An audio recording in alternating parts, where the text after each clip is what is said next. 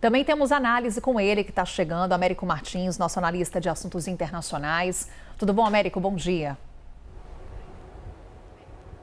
Olá, Carol, muito bom dia, bem-vinda de volta. Já voltou com um clima bem quente, hein? No Brasil, nos Estados Unidos, em vários lugares. Pois é, política nacional e internacional não nos dá folga, né, Américo? Eu acompanhei a programação durante o fim de semana aqui da CNN Brasil, acompanhando suas informações, Américo.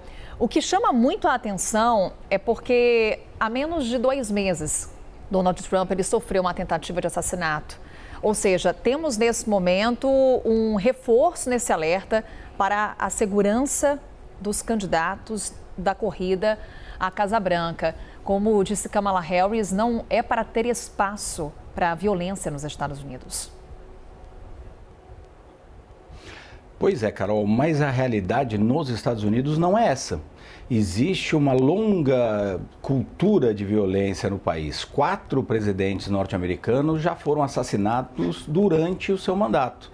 Abraham Lincoln, por exemplo, logo depois da Guerra Civil, em 1865, outros 2 presidentes e, obviamente, o mais recente, o mais famoso deles, John F. Kennedy, que foi morto em 1963 no Texas. Então, existe ali, infelizmente, uma tradição mesmo na política americana do uso da violência.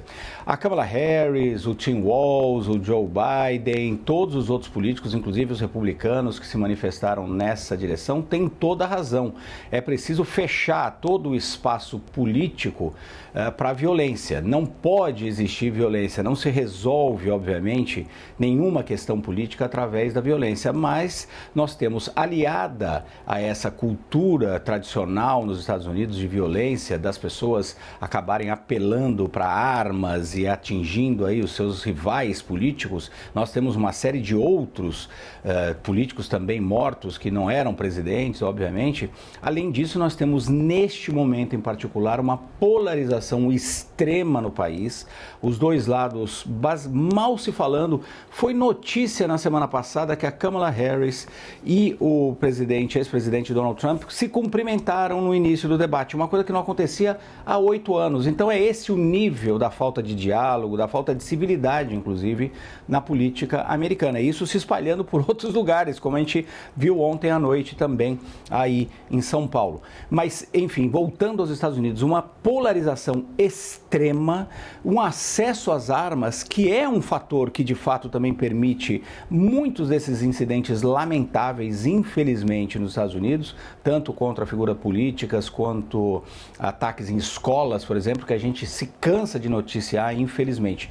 Você junta tudo isso e você, infelizmente, tem esse resultado. Dois atentados, o FBI está tratando esse segundo aí como uma tentativa de assassinato, uma suspeita de tentativa de assassinato, mas na prática são 2 atentados políticos contra o ex-presidente Donald Trump e isso vai ter impacto na eleição, Carol. Isso vai ser muito explorado. Nós estamos a apenas 50 dias das eleições e o ex-presidente Donald Trump certamente vai explorar isso e os democratas vão ter que encontrar também uma forma de se referir a isso, porque afinal de contas não é normal. Na maior democracia do mundo, apesar de todo esse histórico que eu disse, a maior democracia do mundo, em pleno século XXI, 2024, nós termos em 2 meses 2 tentativas de assassinato contra um dos candidatos. Então, isso vai impactar, sem dúvida nenhuma, as eleições que vão acontecer no dia 5 de novembro, Carol.